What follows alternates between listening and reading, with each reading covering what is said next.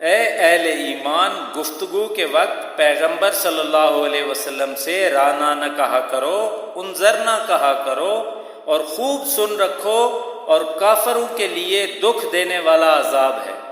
جو لوگ کافر ہیں، اہل کتاب یا مشرک، وہ اس بات کو پسند نہیں کرتے کہ تم پر تمہارے پروردگار کی طرف سے خیر و برکت نازل ہو، اور اللہ تو جس کو چاہتا ہے اپنی رحمت کے ساتھ خاص کر لیتا ہے، اور اللہ بڑے فضل کا مالک ہے۔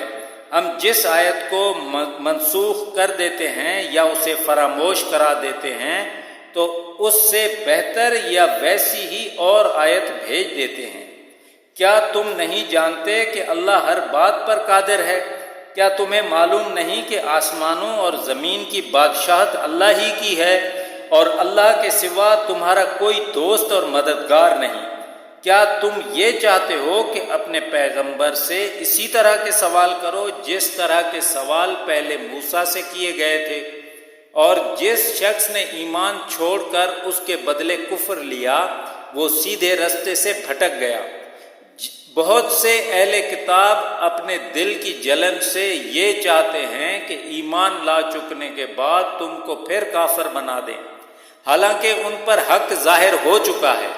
تو تم معاف کر دو اور درگزر کرو یہاں تک کہ اللہ اپنا حکم بھیجے۔ بے شک اللہ ہر بات پر قادر ہے۔ اور نماز ادا کرتے رہو اور زکوٰۃ دیتے رہو، اور جو بھلائی اپنے لیے آگے بھیج رکھو گے اس کو اللہ کے ہاں پا لو گے۔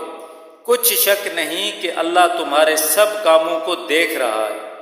اور یہودی اور عیسائی کہتے ہیں کہ یہودیوں اور عیسائیوں کے سوا کوئی بہشت میں نہیں جانے کا۔